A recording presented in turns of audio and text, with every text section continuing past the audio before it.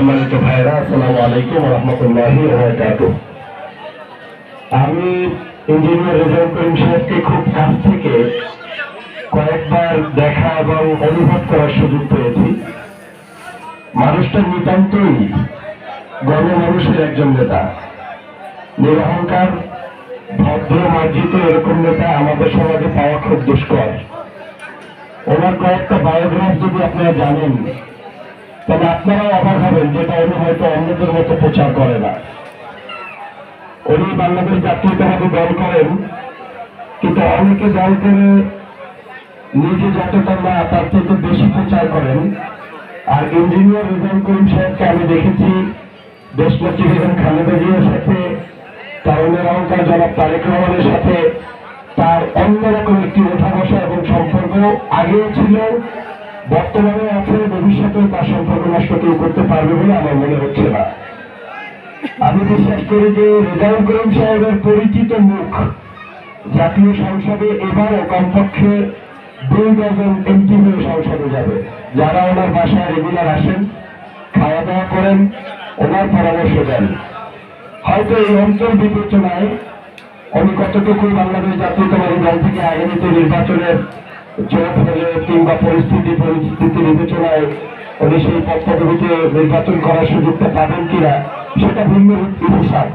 কিন্তু বাস্তবধর্মী কথা হচ্ছে উনি একজন জাতীয় নেতায় রূপান্তরিত হয়েছে।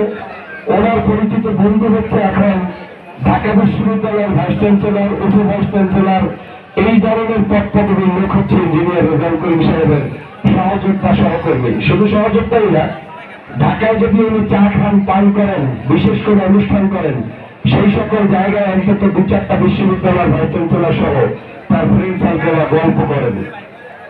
এটা আমি একটা অক্ষর বানিয়ে বলছিল এজন্য 5ই আগস্টের পরে আমি বাংলাদেশে এসে ঢাকাতে যখন প্রাথমিক পর্যায়ে আমার থাকার জায়গা ছিল না, আমি ইঞ্জিনিয়ার রেজাউল করিম সাহেবের কাছে প্রায় 10-15 দিন একত্রে থাকার সুযোগ পেয়েছিলাম।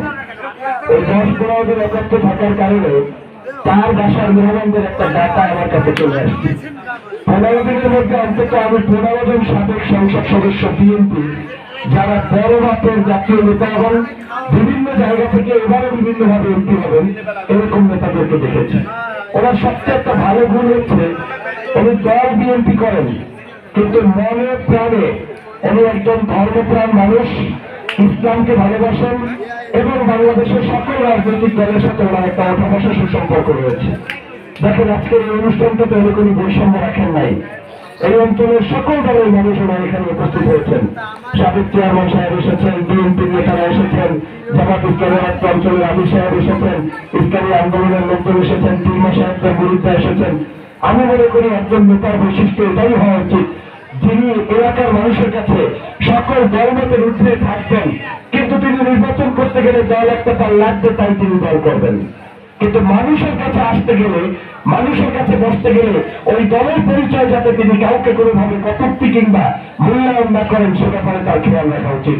আমি মনে করি সেটা আপাদমস্তক ইঞ্জিনিয়ার রেজাউল করিম সাহেবের মধ্যে ছিল। আর এটা একারণেই ছিল, ওনার পিতা একজন সম্মানিত ব্যক্তি ছিলেন মেজর আব্দুল করিম সাহেব, যিনি এই সকল কাজের গুণান্বিত ব্যক্তিদের পিতা হিসাবে দুনিয়া এসেছিলেন এবং তিনি কিন্তু তার সেই সুপুত্রদেরকে বাংলাদেশে আমাদের খেদমতের জন্য রেখে গিয়েছেন। আমি ওনার অনেক ভাই, তার সাথে দেখা হওয়ার সুযোগ হয়েছে।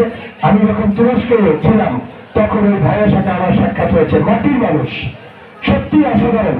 আমি যখন নিজের নির্বাচনী ক্যাম্পিং এলাকা থেকে যাই, ওই সন্ধ্যার পরে রেজাউল বাবাকে ফোন দিয়ে বলি, আপনার এলাকায় গেছিলাম, আজকে কলেজ দেখে আসলাম, আবার 2 দিন আগে গেলাম কোথায়, এই যে আমরা যদি সেখানে গিয়ে গেলাম।